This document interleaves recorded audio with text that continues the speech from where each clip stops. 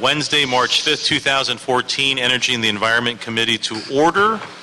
Mr. Prieto, we're only joined today by Mr. Weezer, so we're only going to be able to communicate messages from the committee. We won't be able to affirm anything, Mr. Weezer. My apologies, Mr. Weezer. Shame on the rest of my colleagues. Mr. Prieto, what do we got? Mr. Chair, Mr. Weezer, you have a 5-item agenda. And if you like, we can start with item number 1. Let's start with item number 1. Department of Water and Power, come on up. Item number 1 relates to a second quarter status update on the implementation recommendations of the independent third-party review. Good afternoon. Where's Mr. Pickle? Is he going to also present? Or the ratepayer advocate, come on up.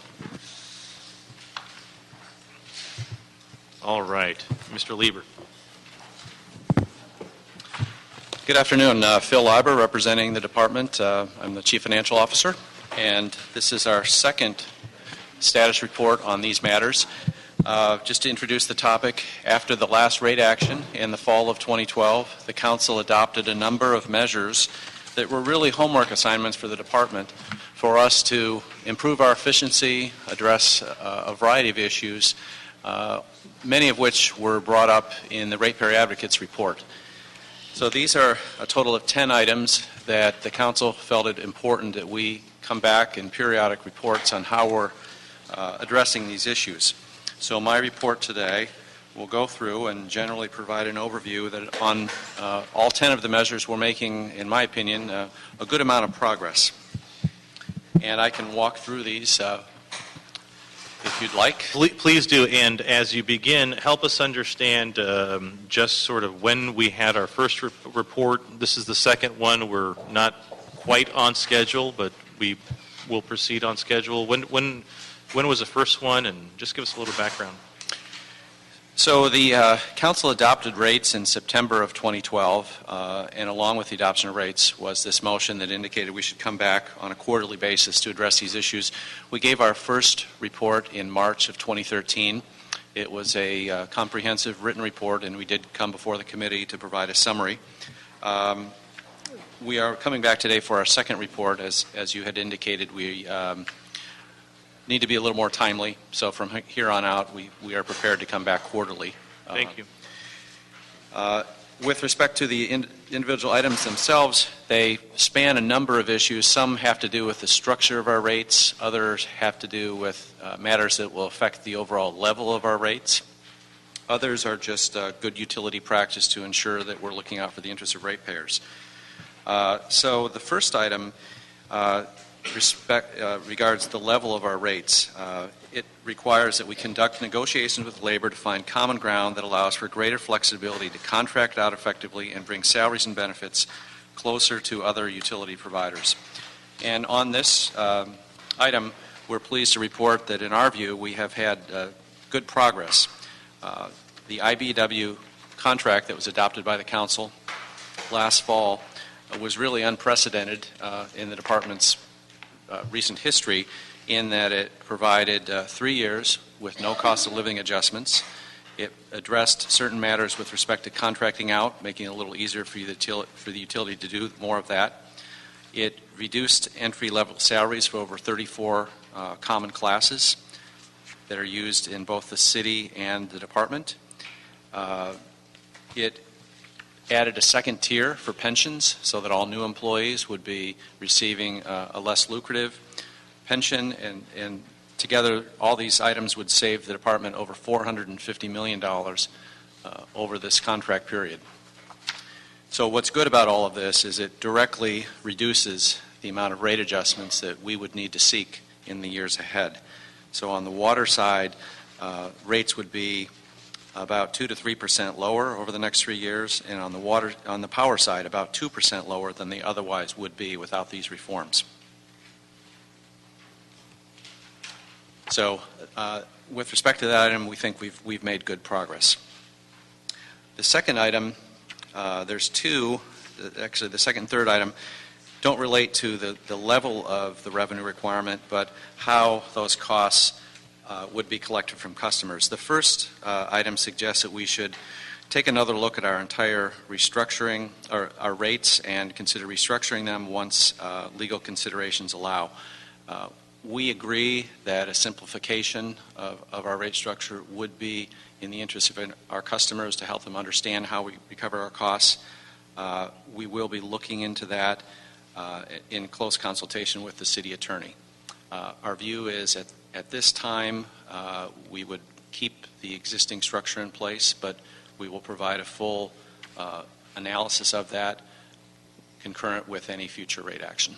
Very good. So on that point, because I firmly believe that we really need to drill down in this area sooner than later, but I understand that you have to do the analysis with legal first.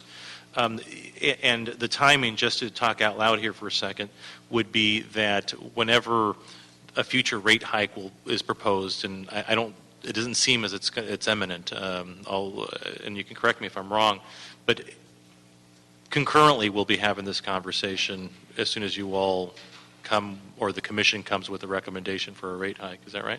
That would be correct. Okay, all right. And if we had to sort of put a time frame, a best guess these days, I hear through the grapevine that there isn't an appetite at this moment to consider a rate hike. Do you think we'd be talking about this in a year's time or less? Well, the department has published an integrated resource plan for the power system that does indicate the need for rate adjustments as we go through this transformation. So there is a need for adjustments. We're going to put those off as long as we can, and our current thinking is we would probably not proceed with one for 14-15. Okay. But there is a likelihood that for the following year we would need to come back and look for a rate adjustment. Sure. And just so I'm not mistaken, it's not that I'm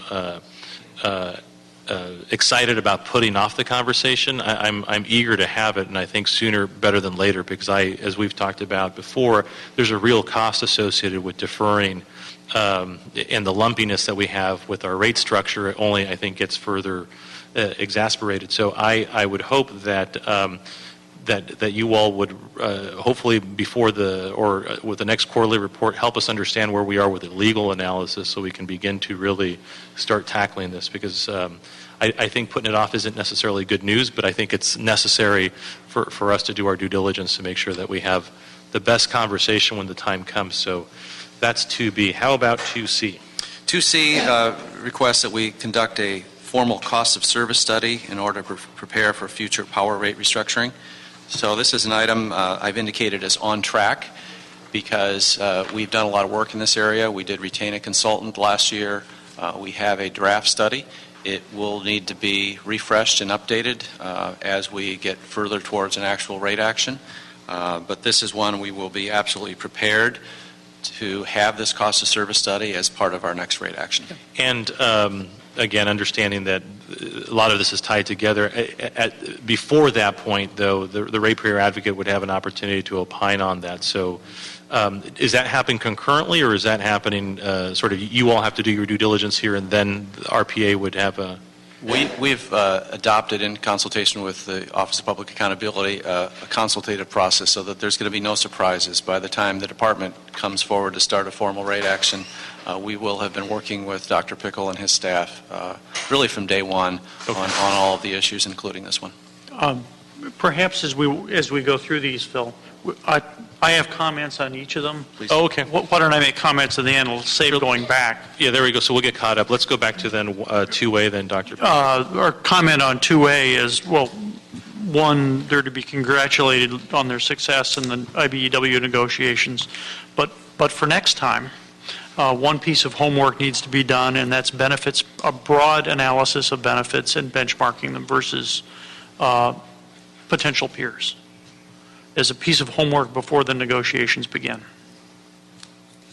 Okay. And then 2B, we agree the current structure, legal structure of these rates is painfully complex. And when legal conditions allow, it should be simplified. And on 2C, we've been kept in the loop throughout the process. As rate increases were being contemplated, we were consulted from the earliest stage. We've been present at all stages of what could be described as sausage making, and so far nothing's ready to be served. Okay. The next item is 2D, and this requests that we conduct a benchmarking assessment to review the cost per project for the repowering program and the power reliability program to ensure cost reasonableness. And in both of these areas, we think we've made good progress. With respect to the repowering program, this is the program that is requiring that we repower our coastal natural gas generating stations to eliminate ocean water cooling. So we have the Scattergood 3 project currently underway. When completed, this will provide benefits of complying with state and federal regulations, increasing fuel efficiency, reducing emissions, and allowing us to layer in renewables and still keep the system in balance.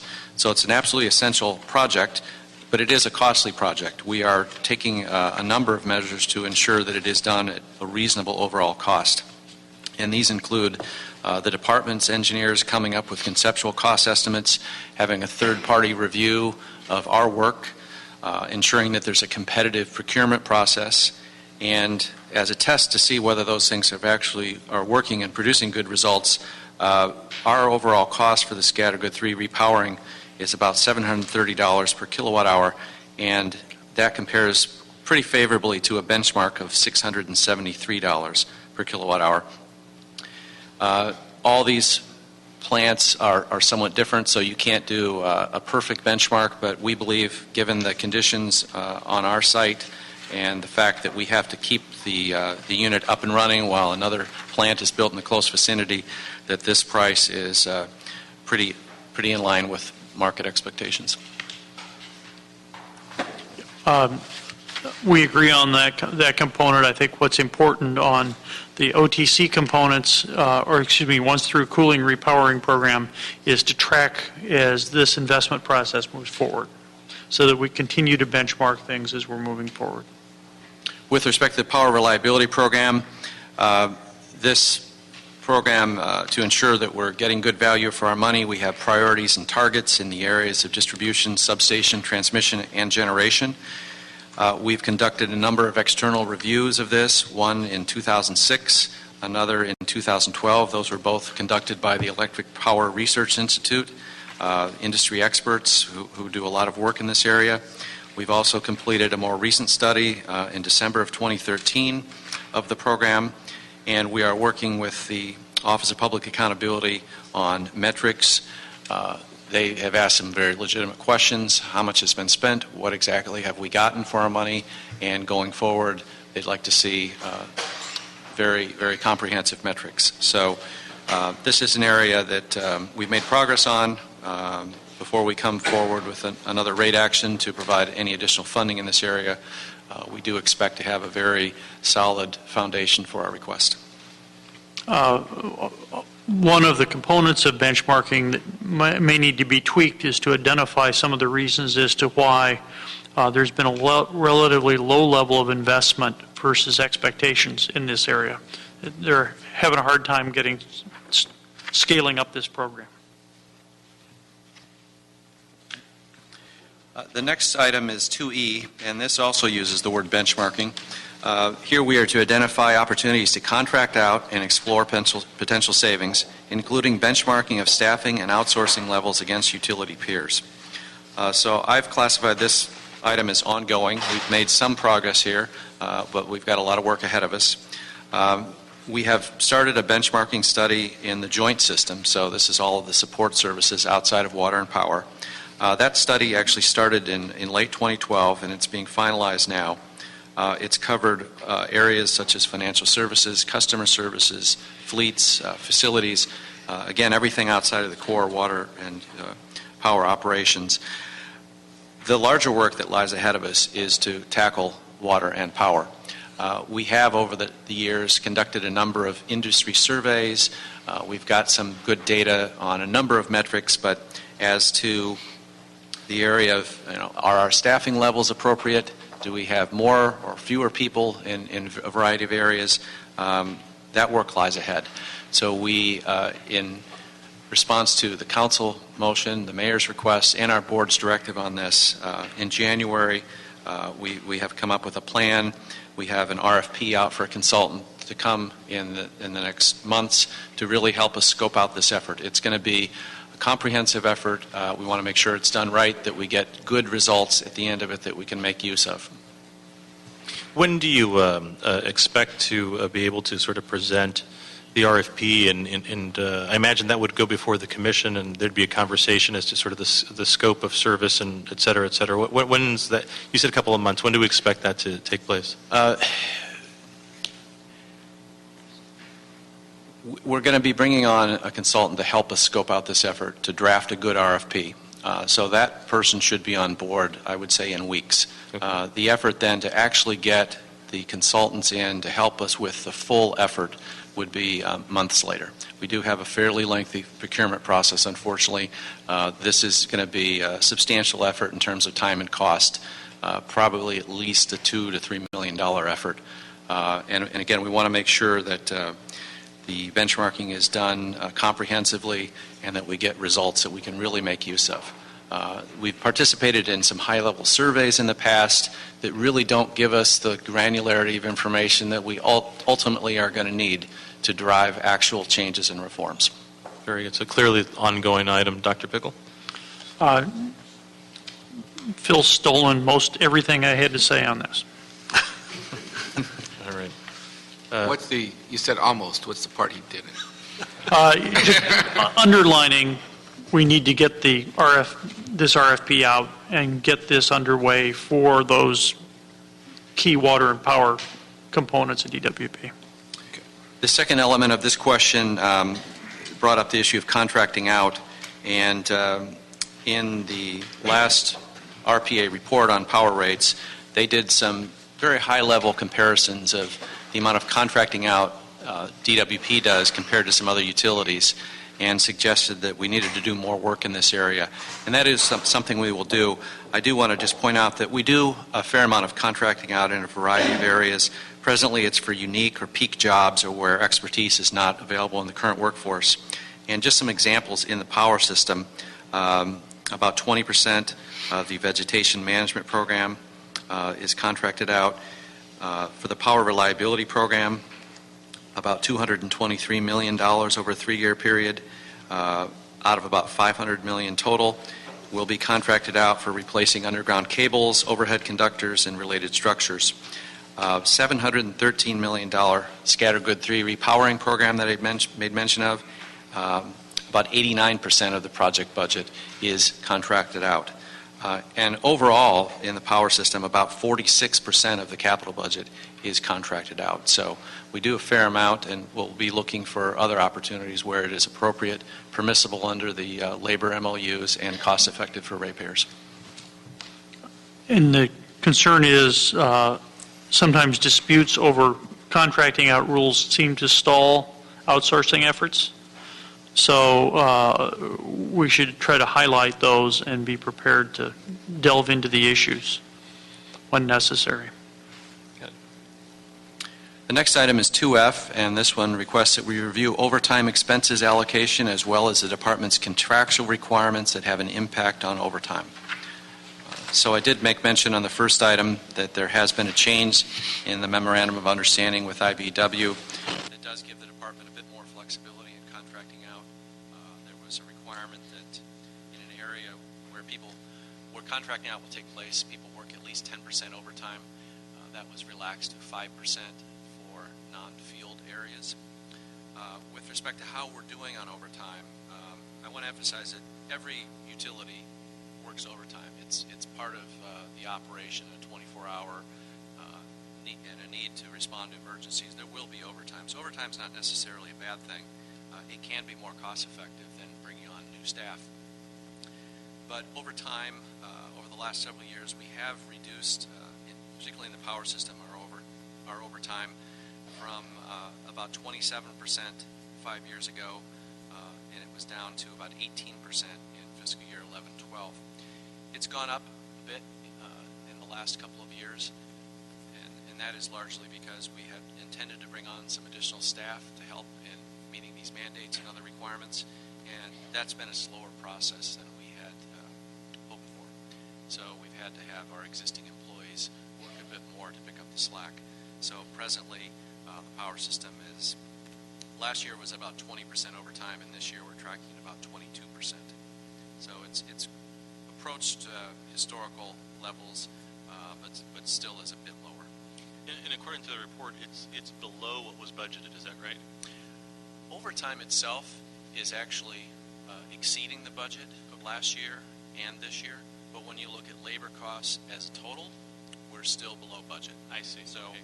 overtime's up, but spending on actual salaries is down. So they're offsetting. And the report also references that an understanding that hiring isn't the solution, most cost-effective solution always to overtime, but it also references that there's some bottlenecking in staff hiring. That would be good for us to know if there's a way for us to be helpful here, if there's anything from our end that we should be doing to be helpful. And I imagine the commission also has a role in that. I think we'd be very appreciative of those conversations, and we've had some productive conversations with city personnel and others. Okay. But it's not something we would say is absolutely solved at this point. Okay, well, keep us posted, because I know it came up in the CSR conversation as we're dealing with the billing system. So the more that we can do to help shoulder some of the efforts, I think there's an appetite for that. Dr. Pickle? On labor being less than budget, perhaps a contributing reason for that is we're behind in some of our spending on components of the PRP program. On another component regarding the impact of the contractual requirements on overtime, sometimes those have secondary impacts on work practices as they actually occur. And we should be in a position to try to change those if they're creating problems. And I should note on that management has identified work rules and processes that affect overtime, and we do expect to engage labor in discussions in the upcoming months to mutually prioritize which of those work rules might be reformed. And there is a process that was established in the most recent Memorandum of Understanding with labor where management would bring those up for discussion at the Joint Resolution Board. So we have our new management in place. Marcia Edwards just started this week. So our labor relations group will be discussing which areas we think would make sense to begin discussions with labor about. Got it. Okay. The next item is 2G. This requests that we complete a rigorous review of the department's hedging plan to lock in low fuel prices. So the department is undergoing a transformation of our fuel sources. We're getting off of coal. We're adding a lot of renewables, but we will remain heavily dependent on natural gas, in fact, even some greater exposure in the coming years. So it will be important that we have a good and active hedging program to protect customers from volatility in fuel prices. We have a hedging program in place today.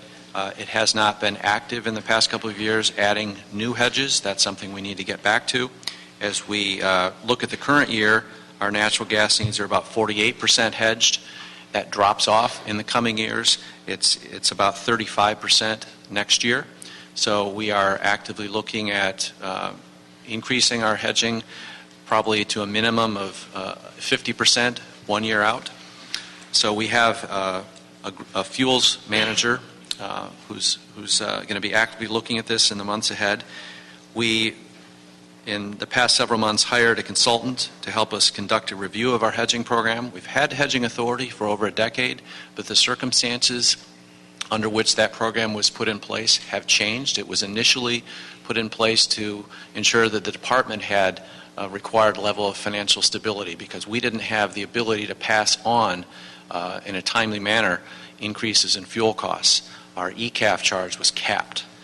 Today, we have an uncapped ECAF charge, so we can pass those costs through, but now we have to be concerned about our customers' ability to absorb significant variations. So we need to do hedging for their benefit. So we are going to be reinvigorating our hedging program in the coming months, and we'll be reviewing the consultant's recommendations and commencing a hedging program with mainly the goal of protecting customers from excessive volatility. Dr. Pickle. It's good to see this is underway. Since prices have gone up this year, that hedging has helped us. As we move forward, we might want to consider what other things we might want to review for potential hedging. A clear example is environmental credits. And, on that end, I think this is obviously lots of the elements of this report necessitate the quarterly reporting, but this one in particular, having been gone for the city for a little while, I was unaware that we didn't have a hedging program, and it's amazing that we do what we do, and it seems like this would be a real benefit to our ratepayers if we have a program, and the fact that we're going out to consultant, I assume that we're looking at sort of the best and greatest practices out there to make sure that we've got a robust program, because this is an insurance policy is what it is, and I'm just impressed that we're doing what we're doing without it so far. Yeah, I should clarify, we do have authority for hedging. We have had it for over a decade. We just haven't been active in the past 2 to 3 years in Because of adding the cap on in new hedges. Right, okay. And the existing hedges, they don't always win, but it was a good year on the hedging side. Right. Well, and that's why Prices have gone up. That's why I think what we're doing here, I'm really eager to get to the next quarter to see what we find out from PwC and how robust this program can be, because this is like driving around without insurance. All right, what else? Okay, the next one is 2H, and it requests that we establish a plan for energy efficiency that maintains expenditure levels at an achievable and cost-effective level. So this has been a major focus of the department in the past couple of years. We have not been where we needed to be in terms of promoting energy efficiency over the past decade. Our program was much smaller than comparable utilities proportionally. That changed about 2 years ago, where we set forth to double our spending in this. We doubled our budget from about $50 million to over $127 million. And we went to our board, and they adopted a plan to at least meet the state requirement to have 10% savings by the year 2020. At the same time, they requested that we look at the costs of increasing that to about a 15% savings goal by 2020. So there's a study underway called an energy efficiency potential study. It's in its final stages right now, that would lay out what it would cost to get to that level of savings and whether that makes sense for LA. I suspect our board will review that study and conclude that trying to achieve more than the 10% probably does make sense. So that we'll be seeing in the coming weeks. In the meantime, our new Director of Energy Efficiency, David Chacot, has been very active in ramping up the program, ensuring that there's a good description of the programs that are available to customers, establishing metrics to ensure that we're making good progress on those, and ensuring that all staff know what's expected and that we can get there. On the 10%, bringing me up to speed, is that a state mandate on energy efficiency? It is a mandate. It's what at this point could be called a soft mandate, because there are no penalties that are specified for falling short. But those could come, and there is an expectation that all utilities will do that. Is that as a result of the last session? I left in 2012, and I don't remember this. Is this something that just happened recently? I believe it was 2 or 3 years ago, because there was a discussion about that around that time. I can't recall the exact bill number. We could get that for you. But it was. Well, that's embarrassing. I chaired Utilities and Commerce, and I don't remember the mandate, soft or hard. And do we report to the Energy Commission or the PUC on this particular, or is there a reporting mechanism? I don't know off the top of my head on that one. I believe the reporting requirement is solely for a publicly owned entity. I believe it's solely to the governing board.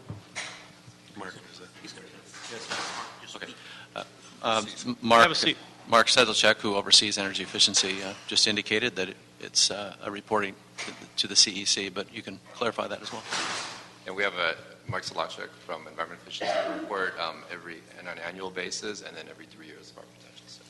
And this is so the legislation passed 2 or 3 years ago? There was an update, and there was one earlier that we're working off from 2006 base year. Oh, okay, I wasn't there for that, so I'm not embarrassed. All right, so, okay, and so it's the Energy Commission. Do we include that in our report as we're complying with renewable portfolio standard, or is that on a different sort of timeline? It's a separate report. Okay. Okay, all right. The next item is... Dr. Pickle. One comment about their energy efficiency program. Their business planning and their reporting of key performance indicators as they go forward is the best and most transparent one at DWP, and hopefully can be emulated more widely. The next one is item 2I, and this is an ongoing item. It's request that we seek greater departmental efficiencies by pursuing process improvement efforts across a range of areas and practices. This is one we'll never be complete on. It's an obligation that we have on behalf of ratepayers to constantly ensure that we're as efficient as we can be. And we have undertaken a number of process improvements that involve changes in process, policy, and implementing technology upgrades. In our report, we provided several examples of this. I'll just mention a few. They are really underway across the utility. In the joint area, we have implemented a new customer service system. As we all know, we're working through some of the hiccups on that, but the ultimate goal there is to ensure that we can provide better customer service, we can answer calls more quickly, get problems resolved. So that is definitely going to improve efficiency in the long run. We're also implementing a new inventory control system that offers similar opportunities. We've made changes to our supply chain services. That has been kind of a bottleneck to getting work done. So our new director, Gwen Williams, has undertaken a number of improvements there. In the joint area, I made mention that we've undertaken a benchmarking study, so we've got some feedback on areas that we can further improve. System-wide, we've made some reforms. We've eliminated assigned days off for salaried managers.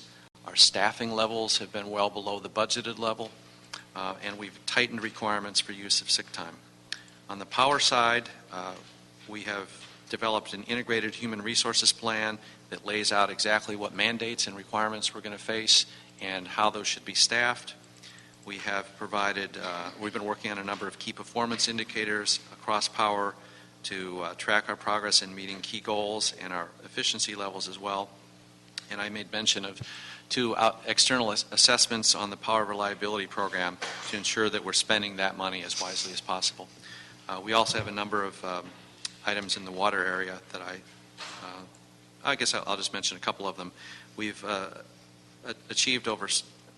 obtained over $671 million of low and zero interest loans to help us keep rates as low as possible. We've updated meters and we've improved our project management. So we've been working in this area. We certainly have a lot more work ahead of us. Our goal here is ultimately to be able to quantify these savings, talk about them with ratepayers, and make commitments in future years for what we're going to focus on and ultimately how much we can save. So we're still working on quantifying some of these things, and this is going to be an area of heightened focus in the years ahead because we do recognize we do face pressure in terms of our costs and it's going to need rate adjustments, but when we go forward with those rate adjustments, we want to be able to tell our customers we've done everything we can to tighten our belt, squeeze out as many efficiencies as we can before we go back to them for additional rates.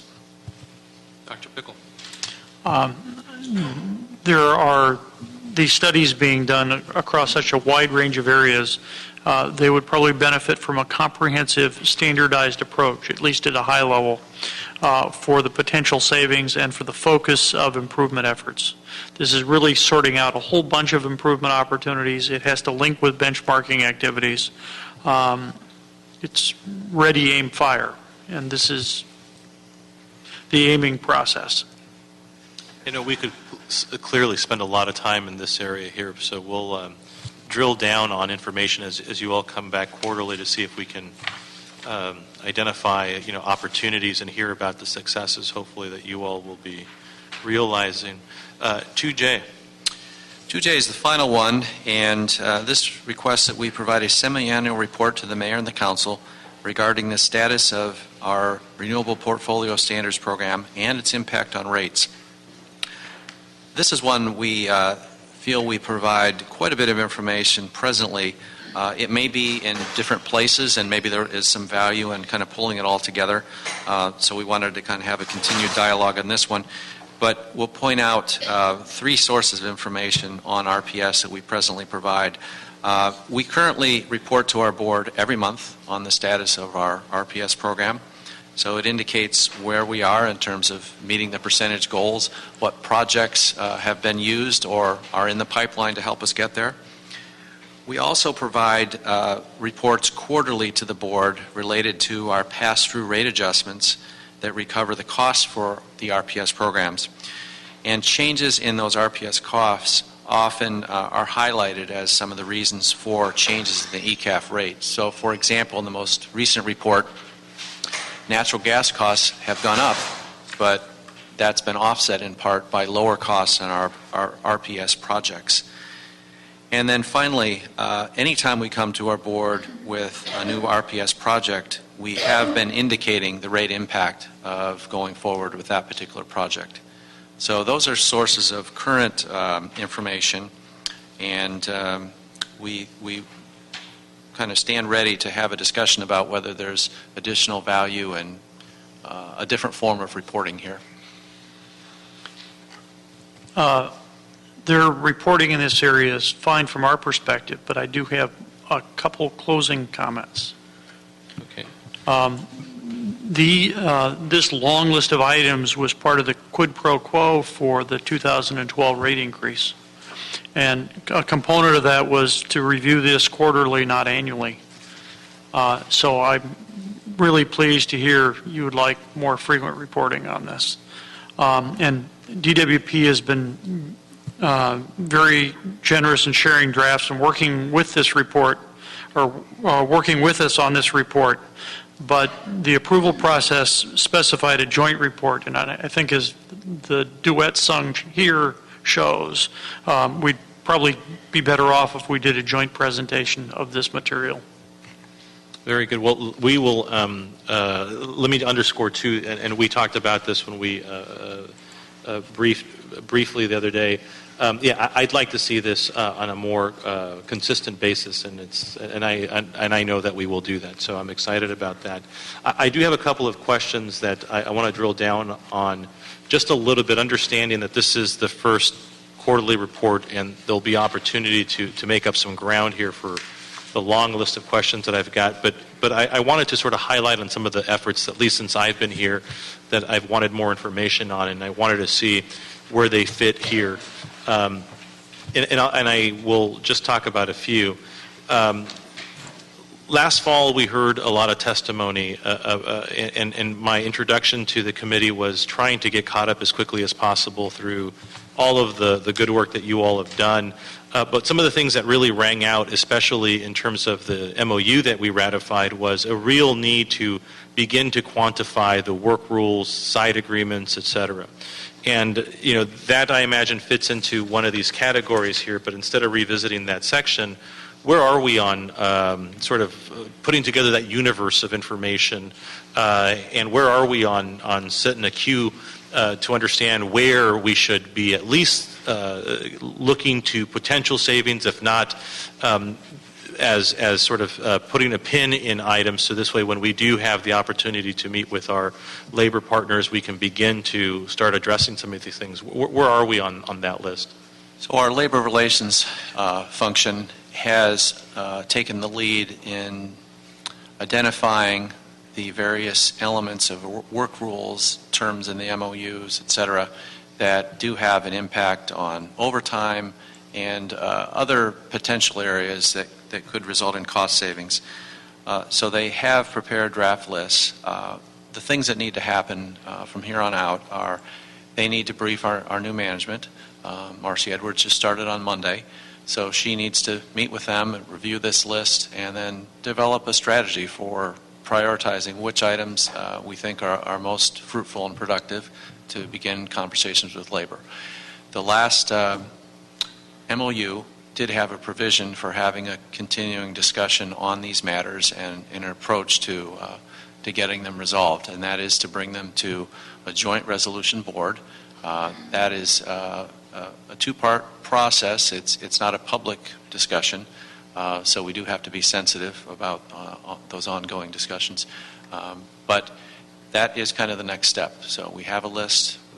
Our new general manager will review it and then begin strategizing which have the biggest bang for the buck, which are the ones we should approach first. Sure, and I can appreciate the sensitivity, and I don't want to undervalue how important it is for us to be sensitive to the list and sort of what's in the realm of possibility in the here and now and what potentially will have to be negotiated, maybe even meet and confer.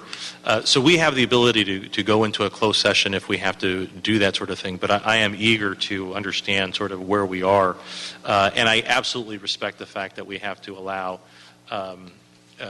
for the transition for this new general manager. So I just want to underscore the importance of that topic.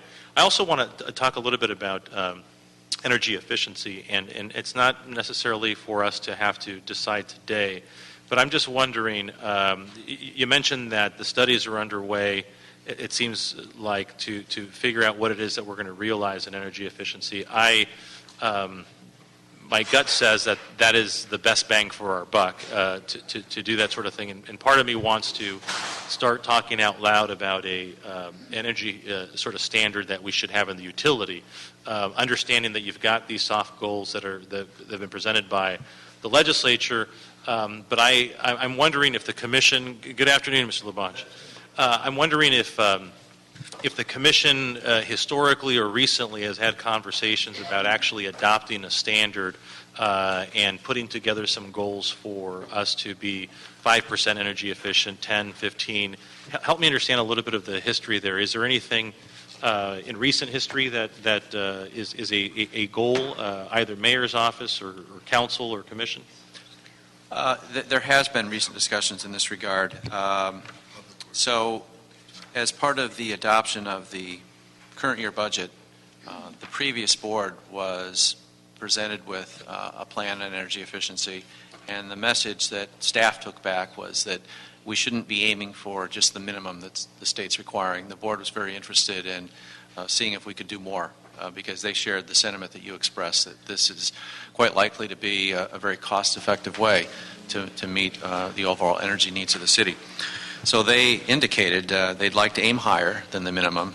So they were interested in a 15% goal, which we think may very well be achievable. But to get there, we needed an assessment of whether it was possible, how much would it cost. Because one of the key things about energy efficiency is it's great, but you want to do things that are cost effective. You don't want to spend more to save than you're really going to get at the end of the day.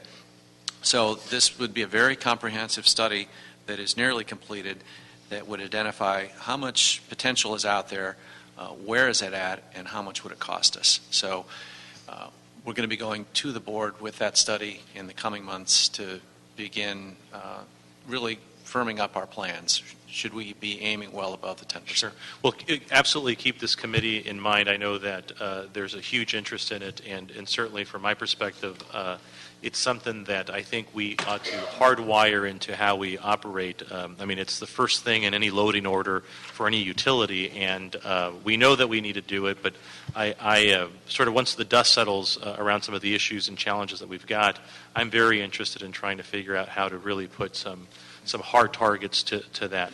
The last thing that I'll talk about, and like I say, I've got an awful lot that I want to talk about, which is why I'm so excited to do these quarterly meetings, is it's more of a statement than a question. It's just I think it's really important for us to understand how to really benchmark everything that the utility is trying to do. And I understand that's a difficult thing, but I think hopefully when you all come back, and I know that I want to have sort of less so we can be more decisive and purposeful, but I think we're going to need to speak a little bit more about benchmarking before we simplify these reports.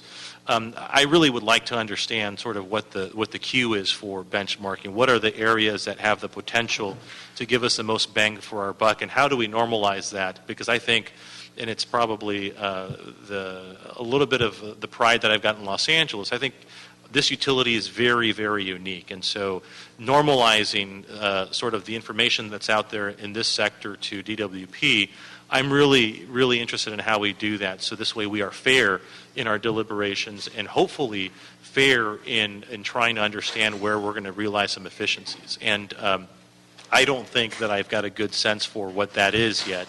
other than, the reports say that we've got to do it, and I want to really understand that when you all come back. So that's what I wanted to talk about. Mr. Weezer, do you have any questions on this quarterly report? Mr. Labange?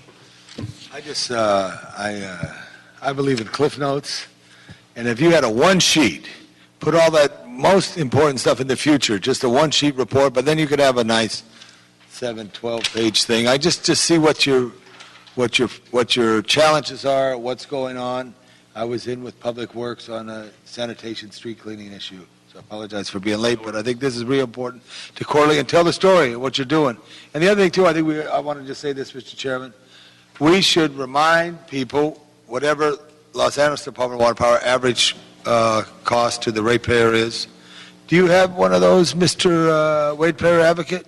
It is on my website. That has PG&E and has Southern California Edison? Absolutely. It was the rate report from 2012. The report was released August 28th. If you go to opa.lacity.org, you'll find the report there. Good. Thank you very much. You don't have one in your back pocket, do you? No, it's a little heavy. Okay. Well, I like the one sheet. I was trying to help you. This one doesn't fit on one sheet. Got it. Well, let me ask you for a one sheet with PG&E, and then, there it is, right there. You got it right there. Thank you very much. Okay, thank you, Phil. Mr. Pickle, thank you. Thank you.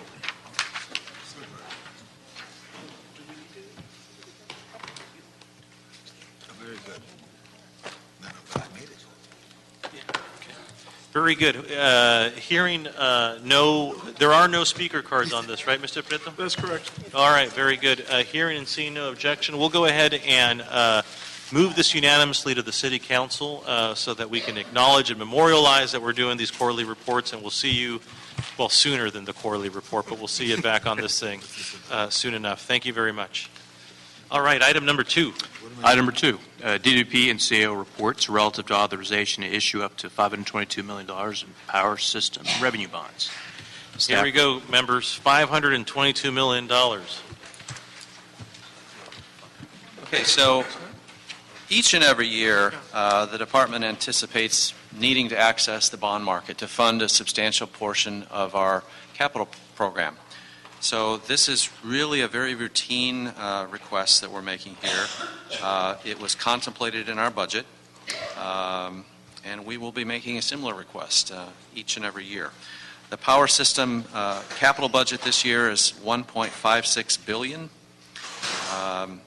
We anticipated in the budget borrowing over $1 billion. The request is actually smaller than that because we had some leftover bond funding from our last bond issuance, which took place in the last fiscal year. We constantly are updating our forecasts. In our documentation, we note that we adjusted the amount to reflect some changes in cost estimates, but we absolutely need this $522 million.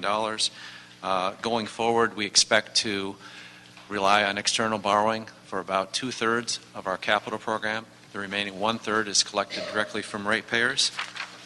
So again, this was contemplated in the plan. We indicated the programs that it would support, and we expect to be able to borrow at a very economic rate, probably in the 4% range. That's about all I would have to say. Dr. Pickle? DWP spent a lot of time with us reviewing what was needed in this area, and we feel it's appropriate. The scenarios that they presented, there's a fair amount of uncertainty about potential spending over the long term, and we're convinced that this funding is appropriate. Very good. Can you give us a thumbnail, a sketch as to how this, how these dollars are going to help with system reliability and infrastructure? You probably have heard in a couple of other meetings and in other forums that I really am concerned, and I need to understand whether it's valid or not, but I'm really concerned in the delays that we have in making these expenditures. It's the business school training to me that says that more that you defer some of when you fall behind the schedule, things get more expensive. And so, you're going to probably guess that I'm going to be talking an awful lot about making sure that we're keeping up with our capital improvement program and staying on schedule.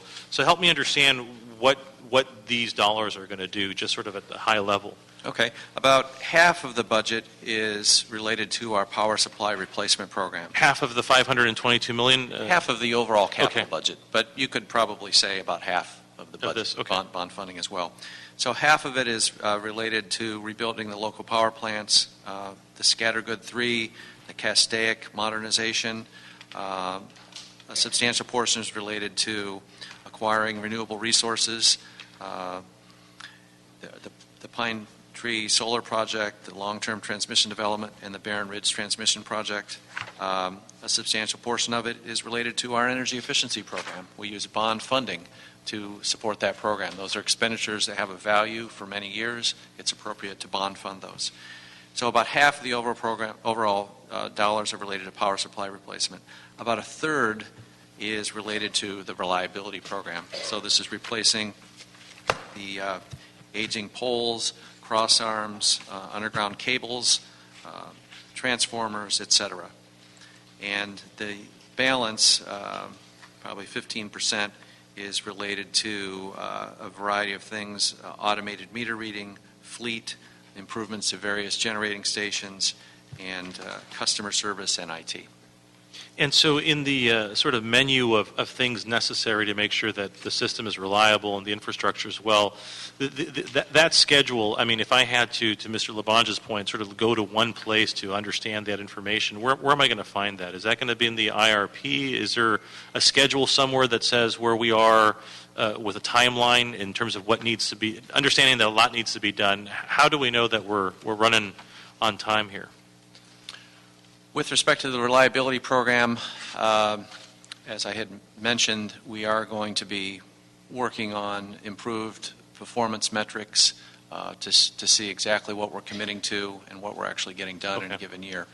So we have some of that for internal use. I'm not sure that we do as good a job as we could making our goals and progress available to the public. Okay, so that's so I should be interested, and we'll keep talking about that. So all of this issuance is subsumed in the last rate increase that happened in October 2012. Is that right? That is correct. So the debt service on these bonds will be covered in the existing level of rates. So we're not going out on a limb issuing bonds that we can't afford. Okay, very good. Colleagues? Mr. Yeah, one Labange. thing I'm working with the Department of Water and Power on the maintenance side is to ask we do an assessment of some of the restrictions that we have about in-basin construction as it relates to the hours of operations on the city streets. As you know, there were some restrictions, no construction during work hour or peak hours or something, so there's a significant number of hours that you have to lay down or stand on the side of a street until you can get into the street. And so I just wanted to make you aware of that, so and others who are here aware about. I need some help on the detailed language to ask the Department of Transportation and you to study. And then further, Mr. Chair, I know we have to do a lot of infrastructure.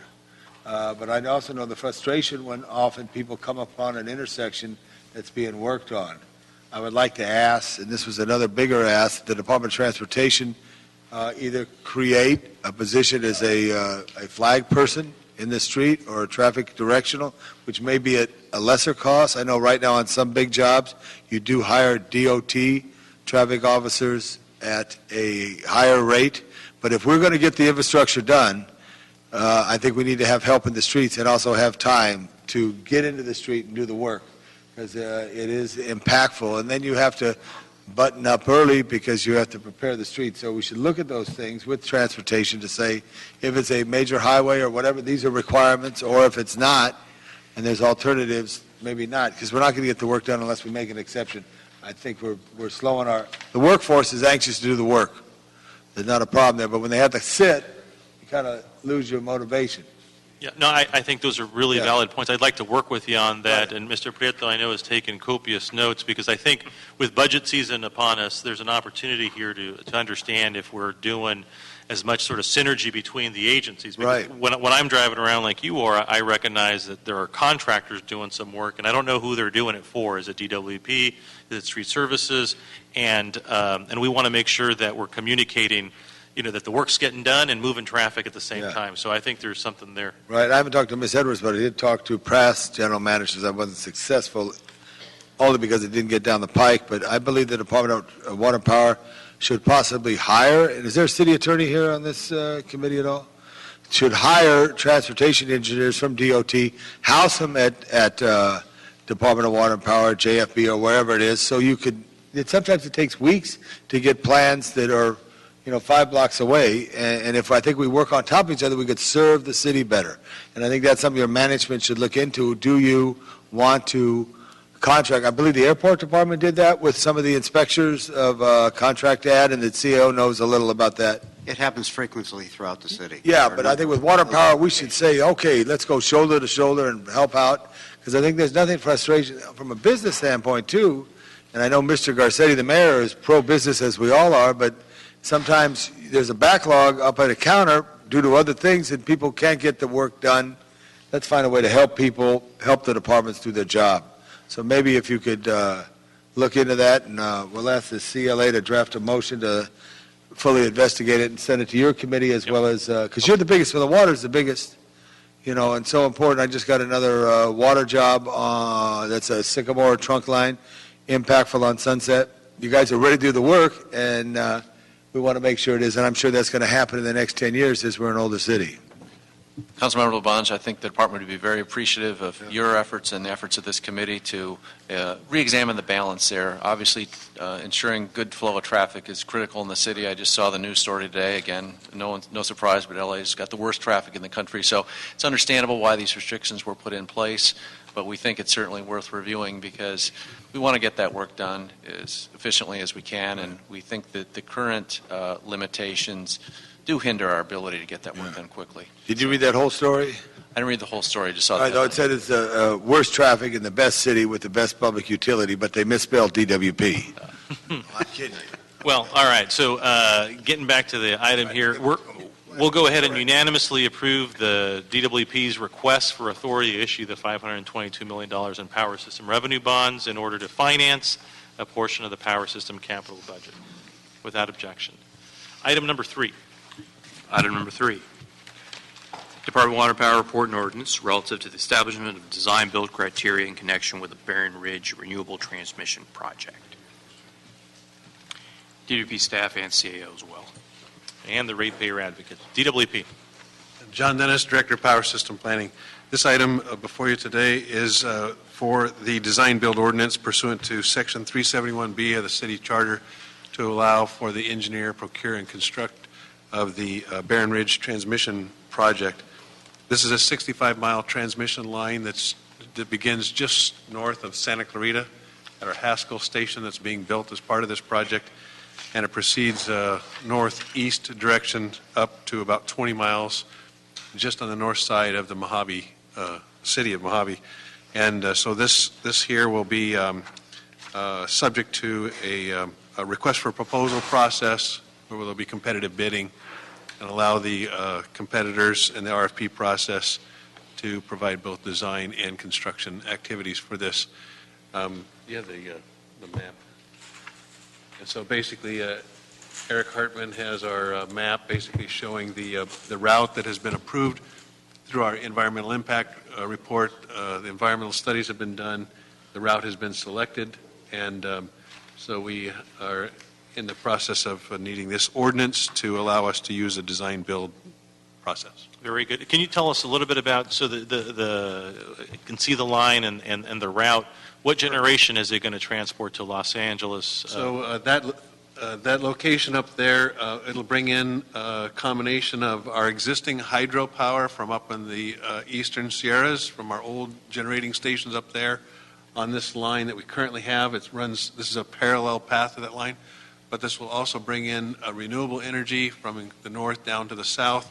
At that northern terminus is where we have our Pine Tree Wind Farm. We have our Pine Tree Solar Plant that's located there. And then we have around 500 megawatts or so of additional solar power coming into Los Angeles from that approximate region. That will become a large hub. So that'll bring a large portion of renewable power to Los Angeles in addition to what we're building right here inside the city. And let's see here, the CAO, let's see, the report notes that this matter will require a rate increase of approximately 0.46 cents per month on the residential ratepayer. The cost will be applied to the incremental reliability cost adjustment factor. Can you speak a little bit to the rating? Am I mistaken this? It says here that it's estimated that 0.46 cents, 46 cents is what it's going to cost a ratepayer ultimately. You have that, Phil. I'm looking at my notes. I don't have I have the CAO report Your here. report there, Robert. Robert Roth, CIO's office. The additional amount is intended to reflect what, in the existing bill structure, how much of that would be used to pay for this. Okay, project. so it's not a rate increase. I see. I'm sorry. Okay, so that's what if you were to look on a bill, that's what is going to be spent to pay for this. That's what's anticipated. Yes. Okay. If I could add, sir. Yes, please. Approval of this resolution actually will allow the department to award a contract without further council approval, and the cost of the project at the time of the writing of this report was $307 million.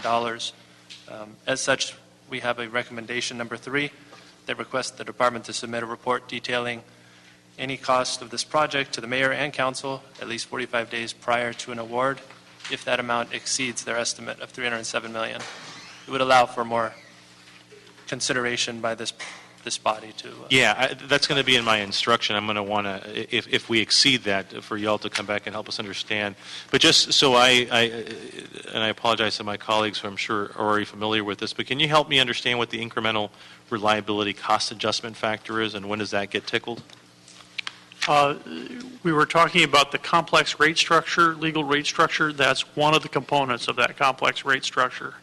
And that's best explained through a messy, complicated chart. Okay. All right. Then I will hold off because we're going to have to hit the reset button, I think, on how we do the rates at some point when we get through the legal analysis. Colleagues, any questions? Mr. LeBlanche. Yes, one question. On the transmission, just a technical question. This is I've always wanted to ask this, and I never asked you when I was over there. How do birds know not to land on your wires? How do they know not to, or do they not know? The important thing is not necessarily the landing on the wires. It's okay if they do land. It's when they are spaced too close together that they cross phases over, and then that would cause harm to the animals. So generally, these particular transmission lines are wide enough, they're spaced far enough that would not be a concern for the bird population. And when they hum a little more, when transmission hums a little more, what's that mean? That's just an indication of some of the phenomena of what's happening. It's called a corona, a discharge that's happening up there on the lines, and so you'll hear that kind of a buzzing sound. Right. And it will change depending on the humidity, the atmospheric conditions, as well as the load on those lines. Thank you very much. If I may ask, Mr. Chair. Mr. Yeah, thanks. And so this is a huge expenditure for infrastructure, and we identified this area because of the potential for to receive additional renewable energy from a general region. What were the other alternatives to this? And in addition to that, you're also transmitting some hydraulic. I'm sorry, not hydraulic. Hydroelectric. Hydropower, right? Correct. Yeah, so what were your alternatives? I mean, how did you come and decide on this particular area as a great place for us to get more renewable energy? What were the other possibilities that we were looking at? Well, there were a variety of regions or locations for large renewable mixes that we had as far as our generation mix.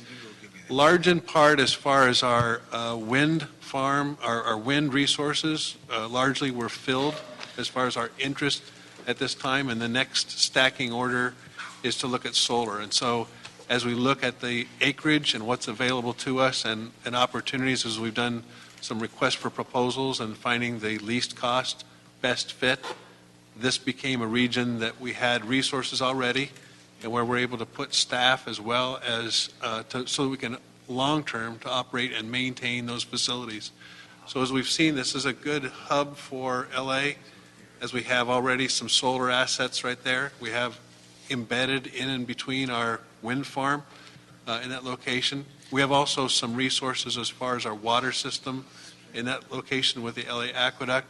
So these became some ideal opportunities for us as we see some larger areas, and it met the environmental interests as well, rather neutral. Do we compare it to other areas?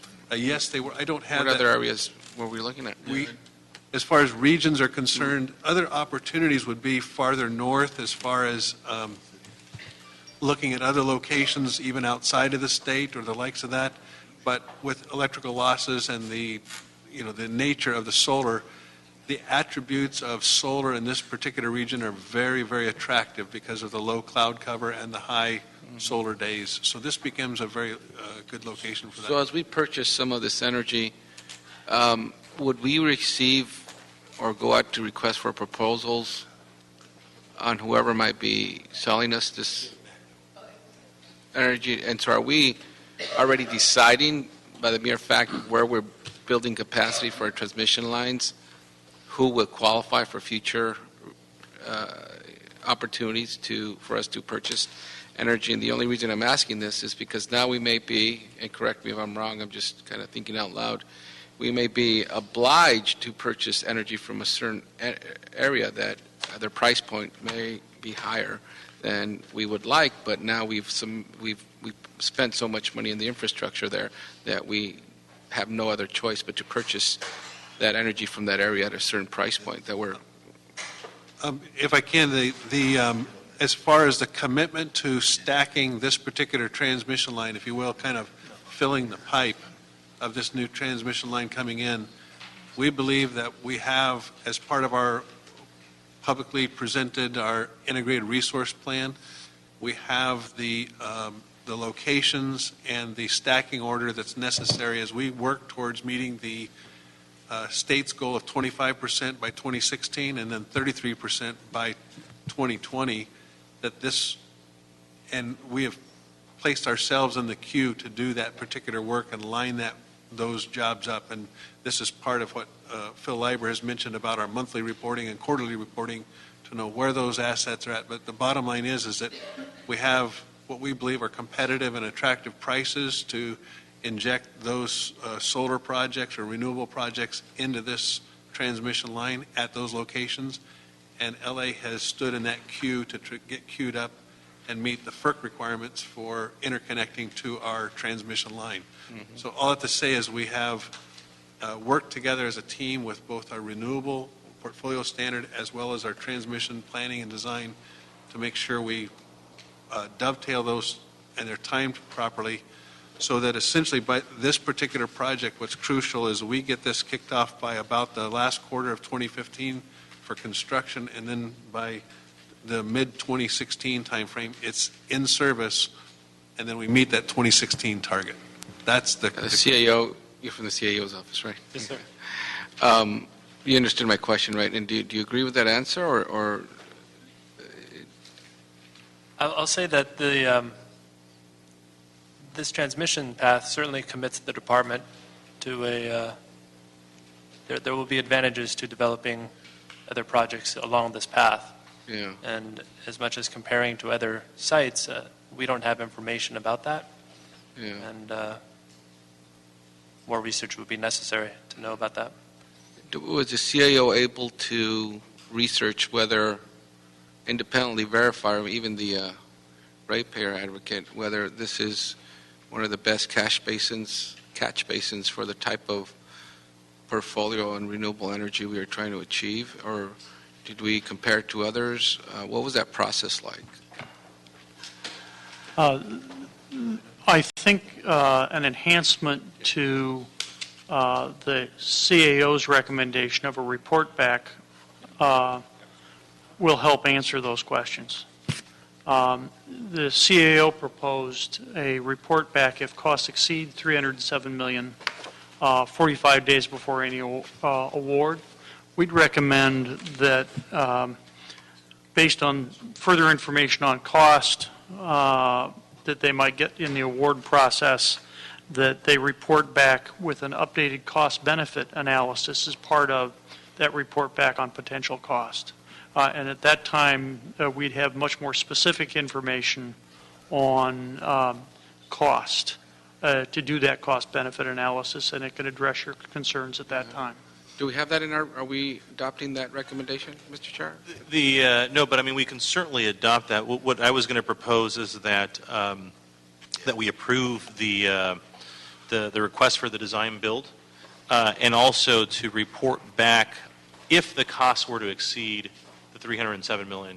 But I'm happy to entertain that if it's the will of the committee to say have a cost-benefit analysis. We could even, unless there's a timing issue, maybe even get that information, hold the item over to see if we can do that. Because I think I understand your concern is that if we put this transmission line down, then we will be committed to have to take the energy that's generated along the route, thereby potentially having a higher price. I think that's the spirit of the question, but I think that we also need to account for the fact that we're in a queue to get the interconnectivity for that transmission. And we're also committed already because of the hydropower that we have along the route. Yeah. And I think, and I don't mean to step in the shoes of the utility here, but from my perspective, it seems to me that we still have the ability to say yes or no to potential generation. And I think that the market forces will be strong enough to dictate the best deal to us. Whether this is the best route or not, I think we can be informed by doing a cost-benefit analysis. But I'm not as concerned about sort of having to take the energy. I'm intrigued now by, is this the best line? Because I think that we have some market opportunities here. But help inform my. Is this above the aqueduct and in the same power path? This is right in that location. It's existing adjacent to the aqueduct. That's a really good point. There's existing lines there as well, right? Owned by the Los Angeles Department of Water and Power. So, and I think you hit it, you summarized it quite well, Mr. Fuentes, which was my question was twofold. One is, I just wanted to hear what was the process in us concluding that this was the best place to invest these $300 million. And what was that process like? You know, what else did we compare it to? And why was this number one on our list to invest all this money? That was number one. And second is, even after we do that, we're going to be stuck in some way to purchase the energy from that area, from whoever provides that. And will we be at a disadvantage because the price point might be higher at that point because we have to get it from there, right? But and if not, like you said, it might be competitive in the market at that time, and it may not be a concern. But I think it's a thought process that I haven't heard talked about publicly about it. After we should discuss those things publicly before we invest. If I may add maybe two more that would perhaps be helpful. One is that that as we look at both wind as well as with solar, we're looking at diversity in our fuel mix.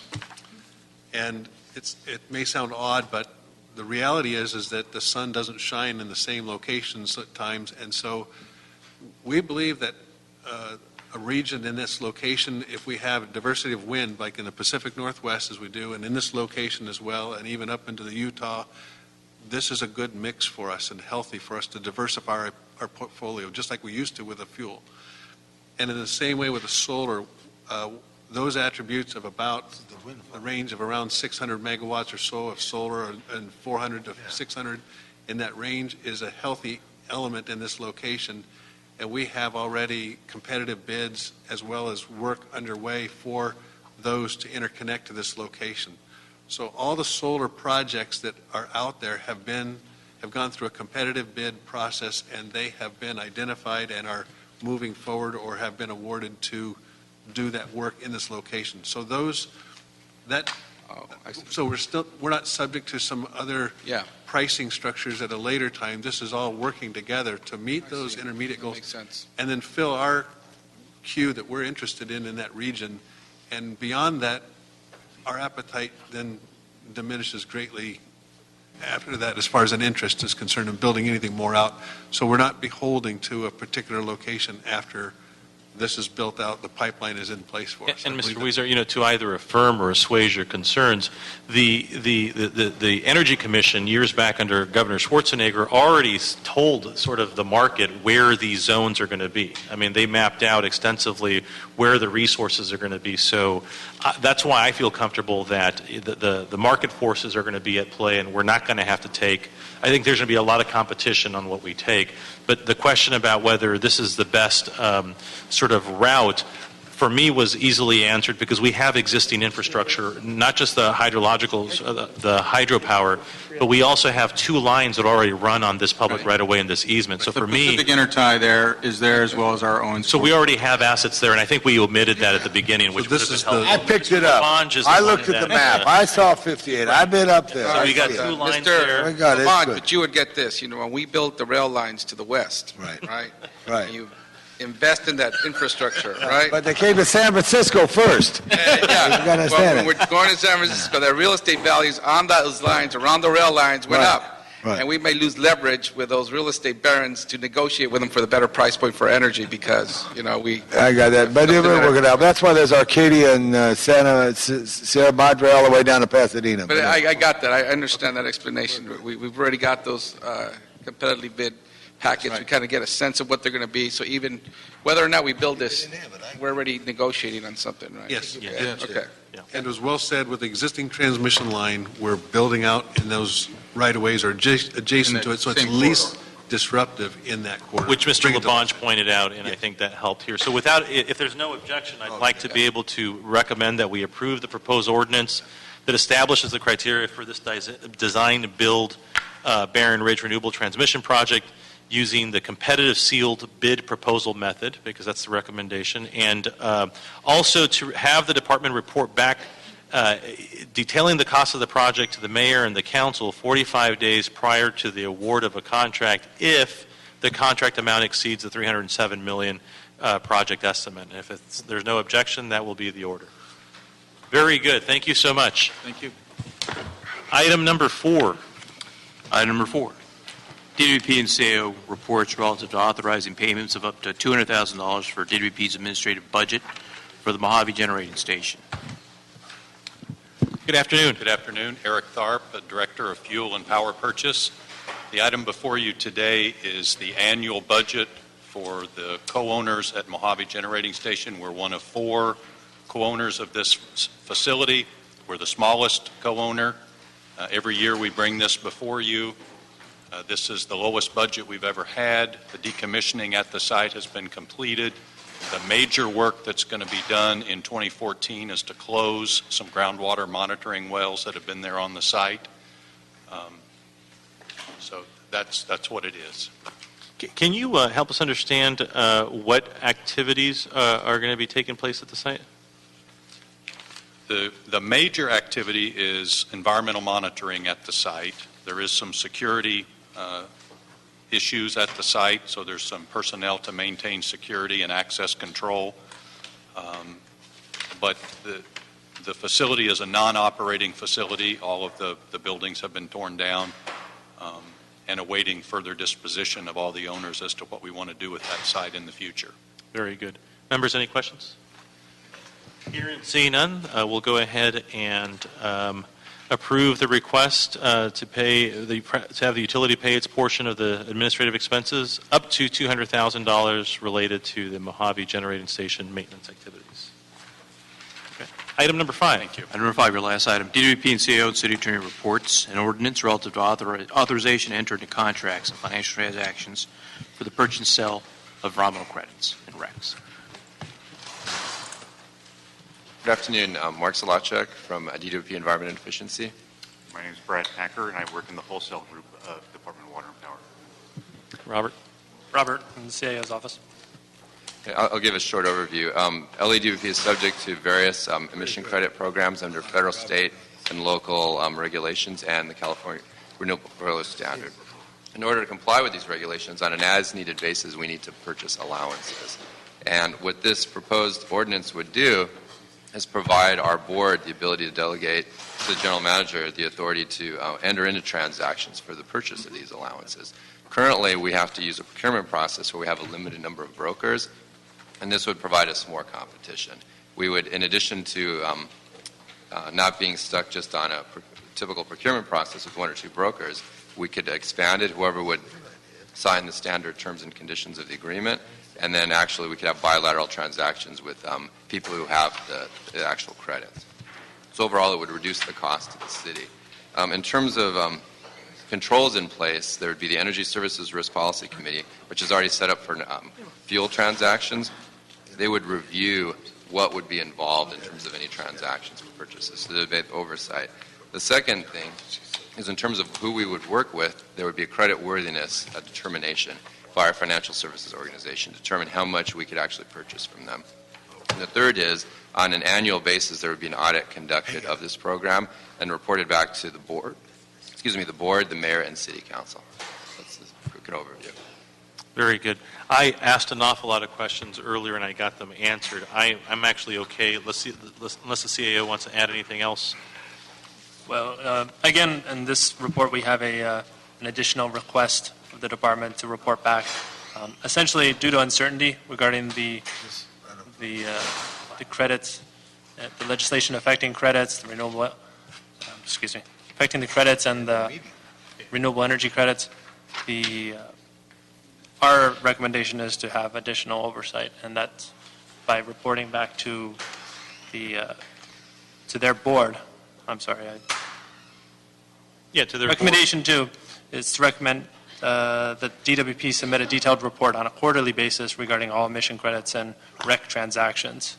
Yeah, and that would allow for better oversight. I agree with that recommendation. Colleagues, do you have any questions? I think just generally understand conceptually why we're doing this, but reaching the actual, and it is what it is, but reaching the actual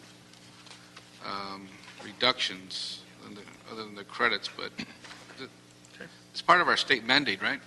That's correct. And this is only for... Fill that gap with this, right? Correct. We're actually doing everything we can not to purchase credits as much as possible. Okay. This is to cover any shortfall. Okay, thank you. Right. Yeah. No. And it's also, I think, really important for us to have the necessary tools if we're in that position. And so the market will change. Us being ready and having some diversity and sort of who can help us with this is going to be really, really good. I had a lot of questions, but I feel very comfortable with this. Mr. LaBonge? Yeah, I feel comfortable if you're comfortable. Very good. We're comfortable. So we're going to go ahead and, without objection, pass this out of the committee, approve the proposed ordinance, recommend that we approve the proposed ordinance relative to the granting to the department and the general manager authority to enter into transactions for the purchase, sale, and exchange of emission credits and RECs, renewable energy credits, and request that the DWP provide the board quarterly reports as to the status of emission credit and RECs transactions so we can make sure that we're staying on top of it. Thank you so much. Thank you. Very good. That moves us to public comment. I've got 4 cards here. We've got 4 chairs. Carla Campos, Linda Escalante, Amardeep Hill, and Kabira Stokes. Come on up.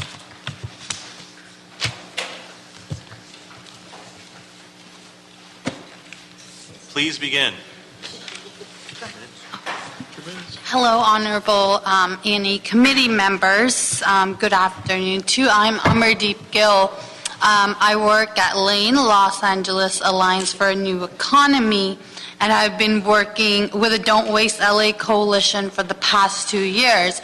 I will be reading a statement on behalf of Kabira Stokes. Unfortunately, she could not be here and asked me to read. Hello, members of the A&E Committee. I'm Kabira Stokes, owner of Isidore Recycling and a coalition member of the Don't Waste LA Coalition.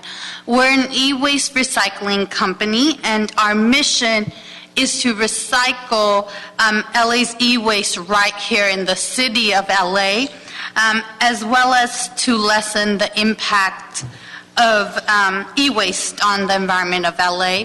And our mission is to offer jobs to people who have faced barriers to employment, such as folks who were previously incarcerated. I'm here to thank you for your continued support of the Zero Waste LA franchise system. I believe this system is the best solution to greening our city as well as providing good jobs.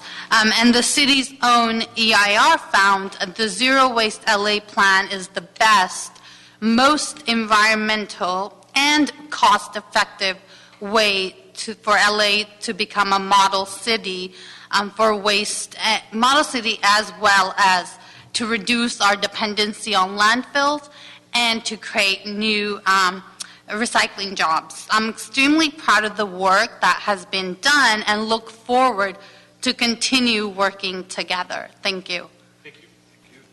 Hello, members of this E&E committee. I'm Linda Escalante, and I work for the Natural Resources Defense Council, NRDC.